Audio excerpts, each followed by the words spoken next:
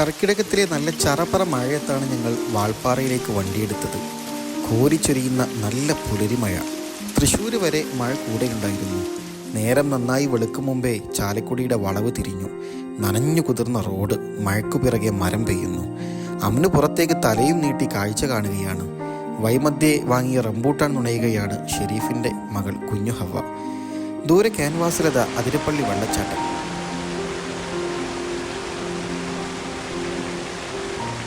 വെള്ളച്ചാട്ടവും മലയും കടന്ന് കൊടും കാട്ടിലേക്ക്. മഞ്ഞിൽ കാട് പൂക്കുന്നത് കാണാൻ നല്ല രസമാണ്. മലക്കപ്പാറയുടെ മാമലകൾ തെളിഞ്ഞു.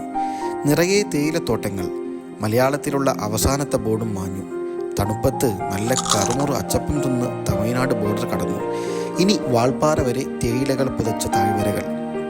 ഉറങ്ങി എണീറ്റ് റൂമിൻ്റെ ജനവാതിൽ തുറന്നപ്പോൾ നല്ല പൊളി സീൻ.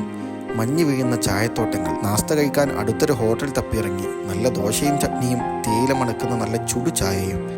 പിന്നെ വൈകിയില്ല, നാട്ടിലേക്ക് തിരിച്ചു. സ്പോട്ടിഫൈയിൽ പാട്ടും വെച്ച് ചുരം ഇറങ്ങി. കൂട്ടിനിപ്പോഴും നല്ല മഴ. അന്ന് ഉറങ്ങി എണീറ്റിട്ടുണ്ട്. ചുരത്തിൽ കാട്ടുതേനുമായി ഒരാളെ കണ്ടു. തൊട്ടു രുചിച്ച് വാങ്ങാതെ പോന്നു. ചുരമിറങ്ങി പൊള്ളാച്ചി റോഡിലൂടെ കാർ പാഞ്ഞു. പാലക്കാട് വഴി മലപ്പുറത്തേക്ക്. കുളിരുള്ള ഒരു പിടി നല്ല ഓർമ്മകളിലേക്ക്.